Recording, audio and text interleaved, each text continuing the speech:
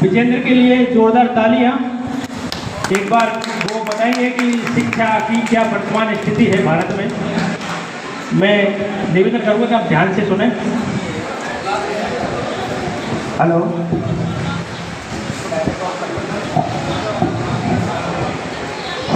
Hello. Bahujan Samaj में जन्मे सभी महापुरुषों को मेरा नमन एवं भारत माँ की धरती पे जन्मे उन सभी महापुरुषों को मेरा नमन, जिनकी बदौलत से आज हम इस मुकाम को हासिल किया है, उनको मेरा एक बार फिर से प्रणाम। 14 अप्रैल 1891 को मध्य प्रदेश की पावन धरा में माता भीमाबाई की कोख से जन्मे लाखों करोड़ों दलितों के मसीहा बोधि सत्य विश्व रत्न परम पूज्य बाबा साहब के पावन चरणों में मेरा सत सत नमन एवं समस्त देशवासियों को मेरा बाबा साहब की जयंती की हार्दिक और ढेर सारी शुभकामनाएं। एक बार सब जोर से बोलेंगे, जय भीम, जय भीम।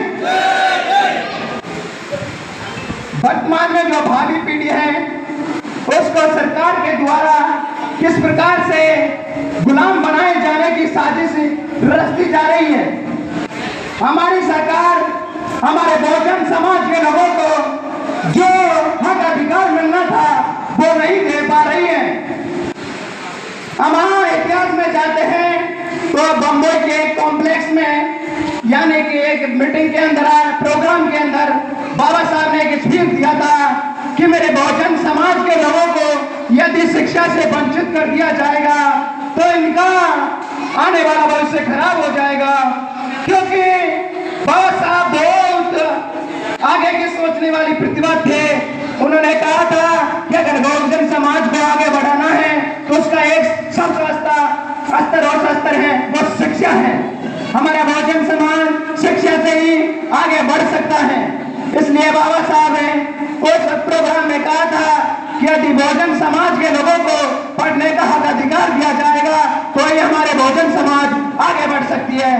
इसी भाषण को लेकर हमारे भारत के संविधान में नीति निर्देशक तत्वों में शिक्षा को जगह दी गई है। फिर आर्टिकल 21A के तहत शिक्षा को मौलिक अधिकार भी दिया गया। ये सिर्फ बाबा साहब की देन है। बात करते हैं सन 1991 की। 1991 में एक निजीकरण का दौर शुरू हो गया था। सरकार ने निजीकरण का दौर शुरू कर दिया था तो समय में शिक्षा को भी निजीकरण से जोड़ दिया था। यानी कि हम लोगों को अनपढ़ रखने की साजिश से शुरू कर दी गई थी। यदि हम लोगों को शिक्षा का अधिकार पूरी तरीके से 1950 में मिल जाते तो भारत के संविधान को 73 साल लागू हो गए हैं। 73 साल में हमारा बहुजन समाज इस हालात में नहीं होता जो वर्तमान हालात में है। इसलिए सरकार की जिम्मेदारी बनती है कि बहुजन समाज के लोगों को उनकी जनसंख्या के अनुपात से हर प्रकार से जो संविधान के अंदर जो प्रावधान दिए गए हैं उनको अपने हक अधिकारों के लिए संघर्ष करना होगा। यदि निजीकरण हो गया तो पढ़ेंगे तो फिर भी गुलाम रहेंगे, यह बात करते ही सही है।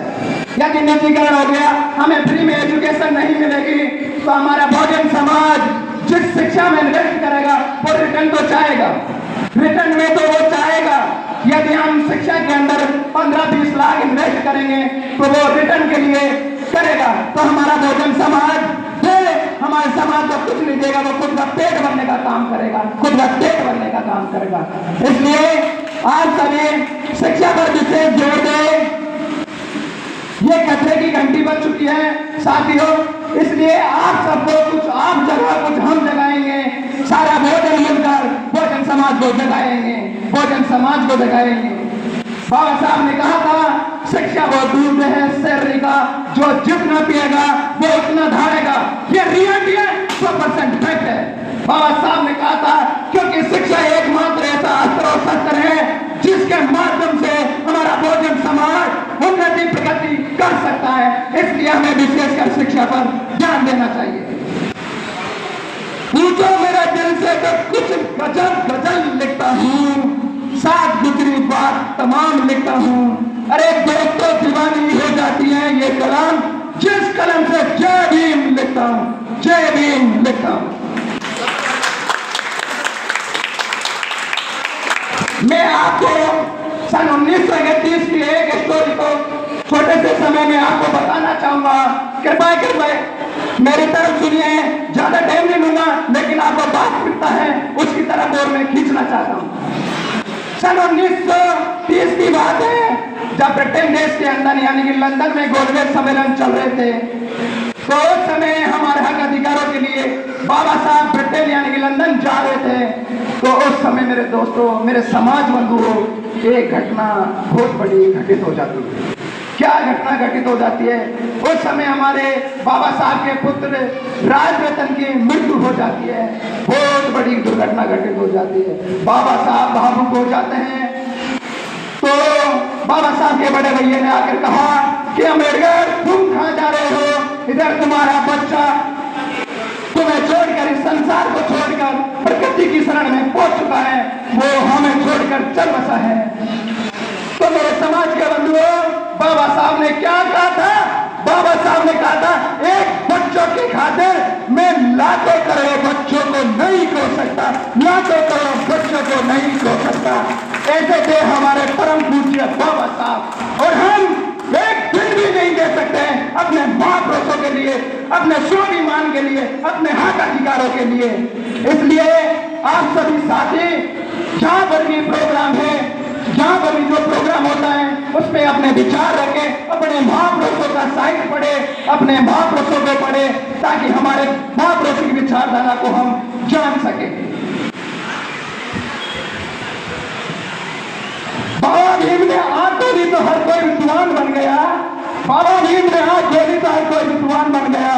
बाबा भीम ने जुबान खोली तो हर कोई तूफान बन गया, हर कोई तूफान बन गया। अरे दोस्तों, बाबा भीम ने कलम उठाई तो इस देश का संविधान बन गया, इस देश का संविधान बन गया।